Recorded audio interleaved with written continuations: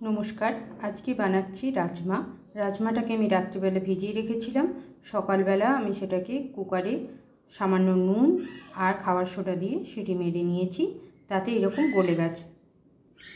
এদিকে আমি বেশ খানিকটা পেঁয়াজ কুচিয়ে নিয়েছি, আর এখানে রসুন আর আদাকে পেস্ট করে রেখেছি, আর দুটো বড় সাইজের টমেটো আমি পিউরি করে নিয়েছি।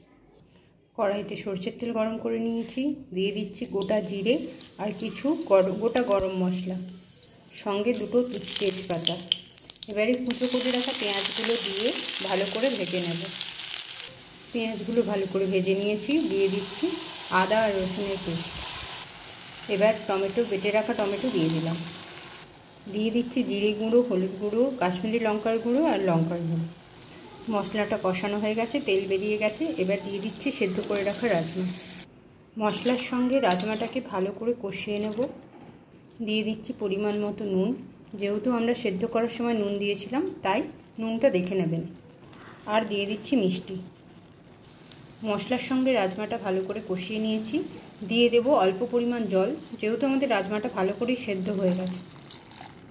এবারে ভালো করে ফুটতে দেবো, একটু নেড়ে দেবো। সুন্দর করে ফুটে উঠেছে। এবার দিয়ে দিচ্ছি কসুরি মেথি, সঙ্গে দিয়ে দিচ্ছি গরম মশলার গুঁড়ো। রাজমা আমাদের রেডি হয়ে গেছে, এবারে নামিয়ে নেব। রাজমাটা আমি রান্না করে ফেলেছি, দেখুন কী সুন্দর দেখতে হয়েছে। বাড়িতে একবার করবেন, খুব ভালো লাগবে। তাহলে আজকের মতো নমস্কার।